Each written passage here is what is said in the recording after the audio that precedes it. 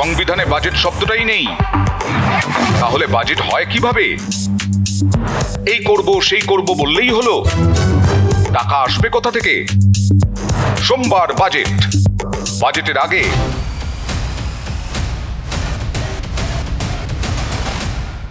রুটি, কাপড়া, মকান, শিল্প, চাকরি, কর্মসংস্থান, জনগণ এসব কিছু চায়। আর সেই চাওয়াকে পাওয়া করতে হলে যে কোনো সরকার যে নীতিই নিক, তাদের জন্য টাকা লাগে, শয়ে শয়ে কোটি টাকা। কিন্তু সেই টাকা আসবে কিভাবে? কোনো সরকার বলে দিতেই পারে আমরা এই করব ওই করব, কিন্তু তার জন্য তো টাকা লাগবে। আমাদের যেমন ঘর চালাতে টাকা লাগে, টাকা রোজগার করতে হয়, সরকারকেও কিন্তু সেরকম টাকা রোজগার করতে হয়, তবেই সরকার টাকা ব্যয় করতে পারে, বিভিন্ন কাজে ব্যয় করতে পারে। এই যে সরকারের আয় এবং ব্যয়ের যে হিসেব, এটাকেই বলে এক কথায় বাজেট। কিন্তু মজার বিষয় হলো এই বাজেট শব্দটা সংবিধানেই নেই। তাহলে প্রতি বছর বাজেট পেশ হয় কি করে?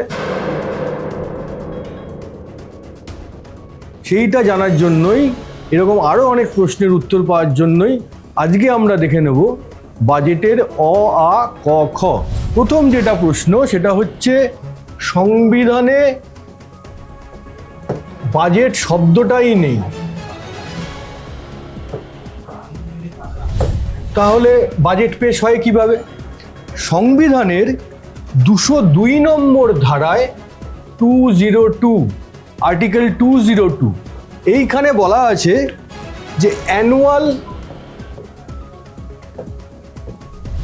ফিনান্সিয়াল স্টেটমেন্ট,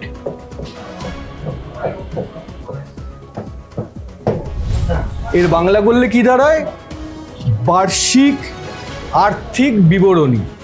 এইটাকেই বলা হয়, আমরা সহজ ভাষায় বলি, বাজেট। সংবিধানে কিন্তু সরাসরি বাজেট বলে কোনো শব্দ নেই। বলা আছে সংবিধানের 202 নম্বর ধারায় রাজ্য বাজেটের কথা বলা আছে, 202 নম্বর অনুচ্ছেদে, সংবিধানের 202 নম্বর অনুচ্ছেদে রাজ্য বাজেটের কথা বলা আছে, সেটাকে বলা আছে অ্যানুয়াল ফিনান্সিয়াল স্টেটমেন্ট হিসাবে। সেই অ্যানুয়াল ফিনান্সিয়াল স্টেটমেন্টটাকেই আমরা বলি বাজেট, অর্থাৎ বার্ষিক আর্থিক বিবরণী। আর কেন্দ্রের ক্ষেত্রে, অর্থাৎ যেটা কেন্দ্রীয় সরকার যেই বাজেট পেশ করে, সেটা রয়েছে সংবিধানের 112 নম্বর ধারায়। এই ধারায় উল্লেখ রয়েছে সংবিধানে কেন্দ্রীয় বাজেট সম্পর্কে। রাজ্য সরকারকে বলতে হয় প্রতি আর্থিক বছরের শুরুতে যে তাদের সম্ভাব্য আয় কি হতে চলেছে এবং সম্ভাব্য কোথায় কোথায় তারা ব্যয় করতে চলেছে। এই যে আয় ব্যয়ের হিসাব, এটাকেই সাধারণ ভাষায় বলে বাজেট। এখন প্রশ্ন হলো এই বাজেট শব্দটা এলো কি করে, কোথা থেকে এলো? বাজেট কি শব্দ? বাজেট কি একটা হিন্দি শব্দ, না ইংরাজি শব্দ, না কি? এর উৎপত্তিটা কোথা থেকে হলো? সংবিধানে তো এর কোনো উল্লেখ নেই। যেটা জানা যাচ্ছে যে বাজেট শব্দটা হচ্ছে একটা ফরাসি শব্দ থেকে এর উৎপত্তি। ফরাসি শব্দটির স্পেলিং হচ্ছে এরকম,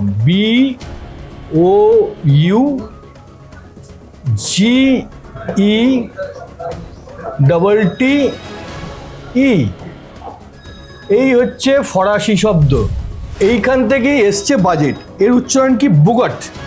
এই শব্দটি যে উচ্চারণ হচ্ছে, আমরা যদি বাংলায় বলি, লিখি এরকমভাবে, বুগট। বুগট থেকেই এসছে বাজেট।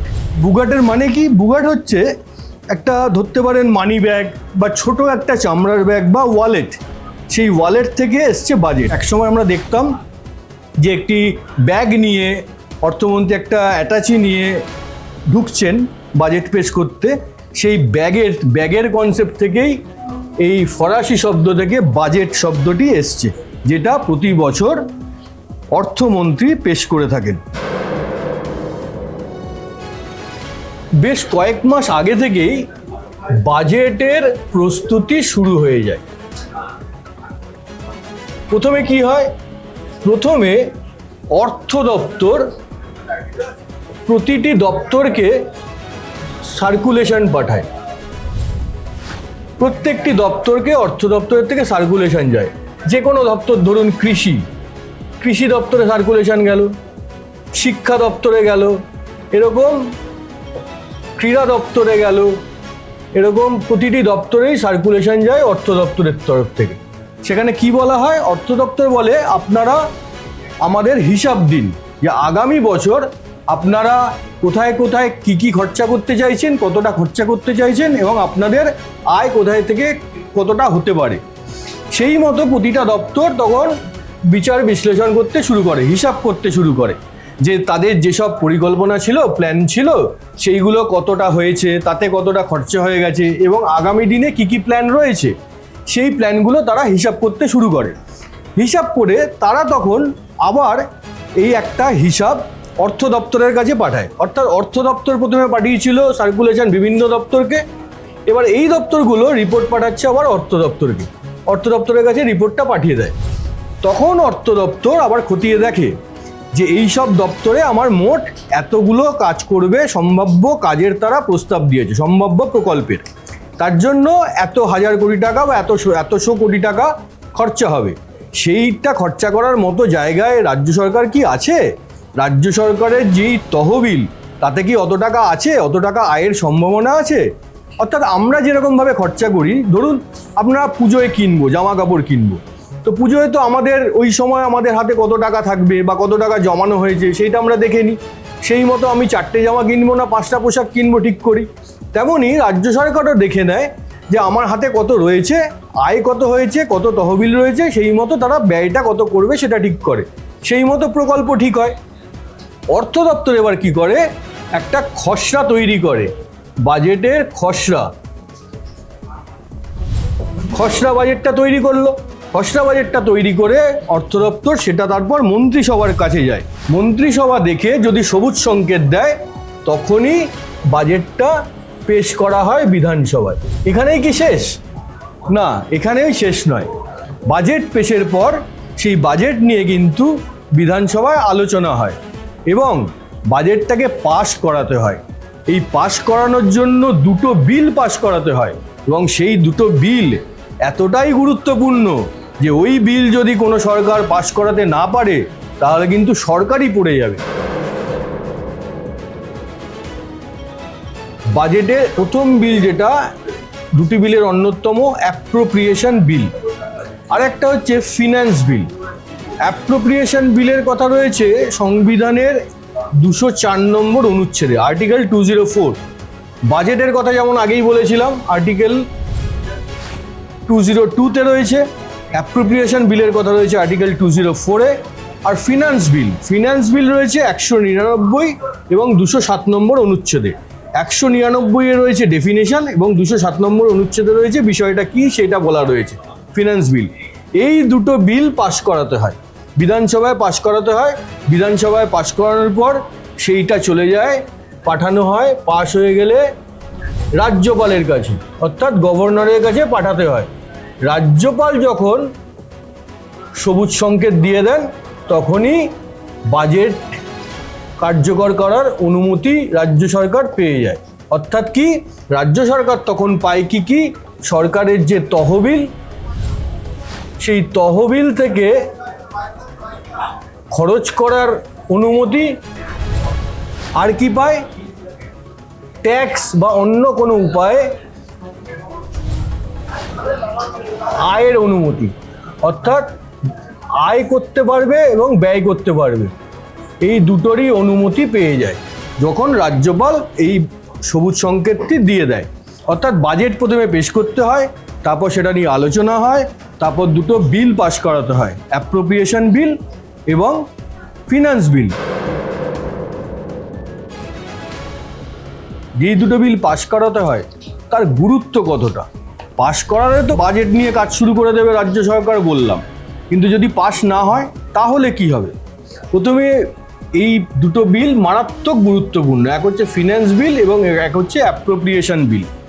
ফিনান্স বিলটা হচ্ছে রাজ্য সরকার যে বিভিন্ন ট্যাক্স বসায় বা ট্যাক্সের কর কাঠামো চেঞ্জ করে, সেইটা এই ফিনান্স বিলের মাধ্যমে করতে পারে। মানে ফিনান্স বিল তাকে সেই আইনি অধিকারটা দেয়।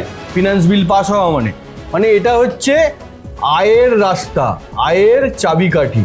রাজ্য সরকারকে তো আয় করতে হবে, তবেই তো সে ব্যয় করতে পারবে। তাই আয়ের চাবিকাঠি হচ্ছে ফিনান্স বিল। আর অ্যাপ্রোপ্রিয়েশন বিল কি? অ্যাপ্রোপ্রিয়েশন বিল হচ্ছে রাজ্য সরকারের হাতে যে তহবিল থাকে, যেটাকে আমরা বলি কনসলিডেটেড ফান্ড। এটা হচ্ছে রাজ্য সরকারের কাছে যেই টাকাটা রয়েছে, তহবিলটা রয়েছে, এই তহবিল থেকে কি করবে? রাজ্য সরকার খরচ করবে। তো খরচের জন্য তো অনুমতি নিতে হবে। সেই অনুমতিটা পেতে গেলে কি করতে হবে? তার আইনি বৈধতা পেতে গেলে কি করতে হবে? অ্যাপ্রোপ্রিয়েশন বিলটা পাস করাতে হবে। তার মানে এটা হচ্ছে খরচের চাবিকাঠি, মানে এটা হচ্ছে সিন্দুক। সিন্দুক থেকে টাকা বার করে রাজ্য সরকার যে খরচ করবে, তার চাবিকাঠি হচ্ছে এই অ্যাপ্রোপ্রিয়েশন বিল, খরচের চাবি। তাহলে অ্যাপ্রোপ্রিয়েশন বিল হচ্ছে খরচ করবে, তার যে আইনি অধিকার সেটা অ্যাপ্রোপ্রিয়েশন বিল সরকারকে দেয়। আর ফিনান্স বিল হচ্ছে রাজ্য সরকার যে আয় করবে বিভিন্ন ট্যাক্স বা অন্য কোনোভাবে, সেইটার অনুমতি ফিনান্স বিল, সেই আইনি বৈধতাটা, আইনি অধিকারটা রাজ্য সরকারকে দেয়। ফলে এই দুটো বিল পাশ করানো অত্যন্ত জরুরি।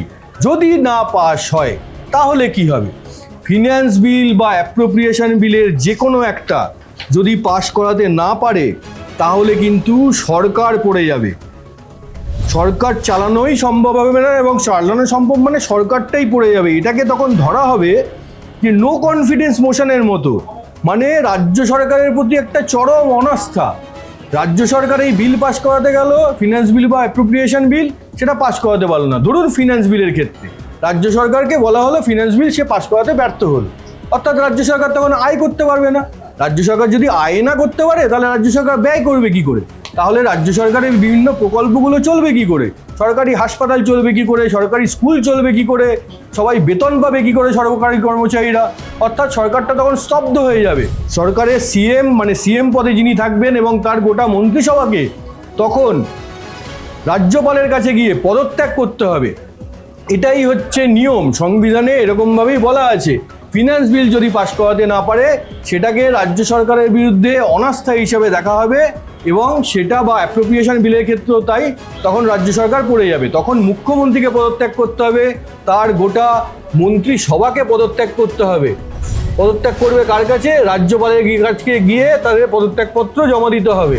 তখন যদি বিধানসভায় বাকিরা মিলে সংখ্যাগরিষ্ঠতা দেখাতে পারে, তখন তাদের সরকার গড়ার জন্য আবেদন জানাবেন রাজ্যপাল। সেটা যদি না হয়, তাহলে সেই সরকারটাকে ভেঙে দিতে হবে। এই হচ্ছে নিয়ম। অর্থাৎ এর থেকেই বোঝা যাচ্ছে ফিনান্স বিল এবং অ্যাপ্রোপ্রিয়েশন বিল কতটা জরুরি। কিন্তু এখানে প্রশ্ন হচ্ছে, এই রকম কি আদৌ কখনো হয়েছে? ঘটেছিল একবার, খুব বিরল ঘটনা, কিন্তু সেটা ঘটেছিল। এটা ঘটেছিল 1967 সালে। 1967 সালে কোথায় ঘটেছিল? মধ্যপ্রদেশে ঘটেছিল। মধ্যপ্রদেশে তখন কংগ্রেসের সরকার। কংগ্রেসের সরকারের মুখ্যমন্ত্রী হচ্ছেন ডিপি মিশ্রা, তার দ্বারকা প্রসাদ মিশ্র। বাজেট বিল নিয়ে তখন আলোচনা চলছিল। তখন এমনিতেই কংগ্রেসের ডামাডোল, বাজেট বিল নিয়ে আলোচনা চলছে, বাজেট নিয়ে আলোচনা চলছে। সেই সময় বাজেটের একটা নির্দিষ্ট বরাদ্দ পাশের সময় ভোটাভুটি হয় বিধানসভায়, মধ্যপ্রদেশের বিধানসভায়। দেখা যায় কংগ্রেসের 36 জন এমএলএ দল বদল করে বিরোধী জোটে যোগ দিয়ে দেন। ফলে সরকারের বাজেট প্রস্তাবটি প্রত্যাখ্যাত হয়। বাজেট প্রস্তাবটা প্রত্যাখ্যাত হয়। বাজেট কিন্তু প্রস্তাব, যে আমরা এই আয় করব আর এখানে ব্যয় করব বলে আশা করছি এই প্রস্তাব দেওয়া হচ্ছে, যে এই বাজেট প্রস্তাবটা প্রত্যাখ্যাত হয়। প্রত্যাখ্যাত হওয়ার ফলে এই ডিপি মিশ্রার সরকার, কংগ্রেস সরকার, 1967 সালে মধ্যপ্রদেশে কংগ্রেস সরকারের পতন হয়, কংগ্রেস সরকার পড়ে যায়। এই ঘটনাও কিন্তু ঘটেছে। তবে এটা ভারতের ইতিহাসে এরকম ঘটনা বিধানসভায় একবারই খুঁজে পাওয়া যাচ্ছে। লোকসভায় এরকম কোনো ঘটনা ঘটেনি। সাধারণত এরকম কোনো ঘটনা ঘটে না, কারণ যারা শাসক দল হয়, যারা সরকারে থাকে, তারা হুইপ জারি করে দেয় যে যেটা আনা হচ্ছে তার পক্ষেই তোমাকে প্রস্তাব দিতে হবে। কিংবা যদি কারোর মনে হয় যে তারা এই বাজেট প্রস্তাব পাশ করাতে পারবে না, তাহলে তারা আগে থেকেই পদত্যাগ করে সরে যায়, সরকার থেকে সরে যায়, যাতে মুখটা বাঁচানো যায়। একটা সরকার পড়ে যাওয়ার থেকে তারা অন্তত বলার সুযোগ পায়, আমরাই পদত্যাগ করেছি, আমরাই ছেড়ে দিয়েছি। তবে সরকার পড়ে যাওয়ার ঘটনাও যে ঘটেছে সেটা দেখিয়ে দিয়েছে মধ্যপ্রদেশ 1967 সালে কংগ্রেস সরকার পড়ে গিয়েছিল।